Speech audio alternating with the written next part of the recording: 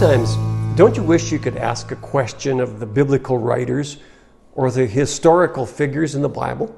Like, I'd like to ask Jonah what it was really like in the belly of that fish. I'd like to ask Joseph why he just didn't give up after all of the terrible events in his life.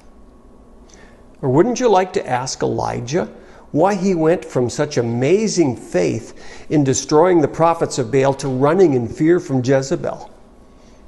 In 1 Peter, we read these words: "In his kindness, God called you to share in his eternal glory by means of Christ Jesus. So after you have suffered a little while, he will restore, support, and strengthen you, and he will place you on a firm foundation."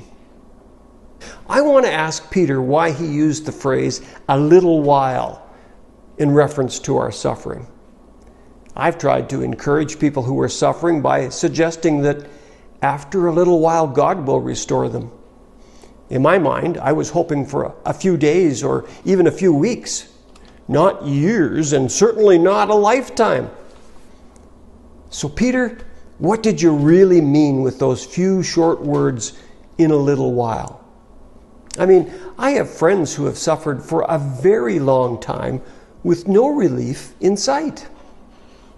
I think of a dear friend of ours who's been struggling with hospitalization after hospitalization, surgery after surgery, setback after setback, dating all the way back to 2008. There appears to be no end in sight, and things have gotten worse, not better. Others have died after long struggle.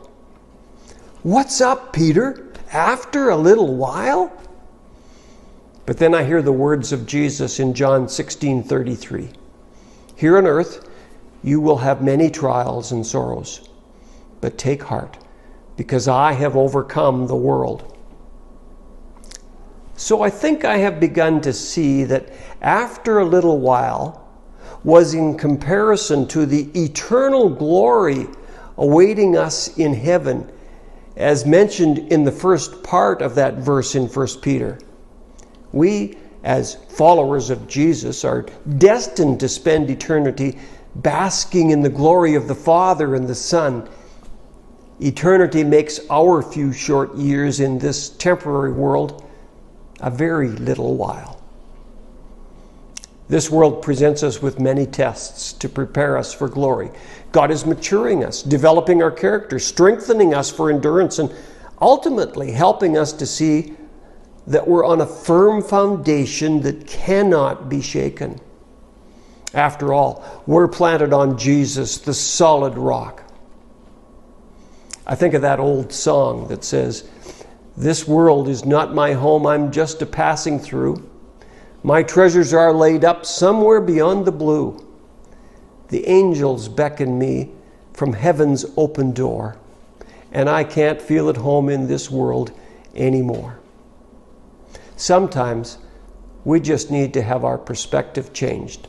I know I certainly do.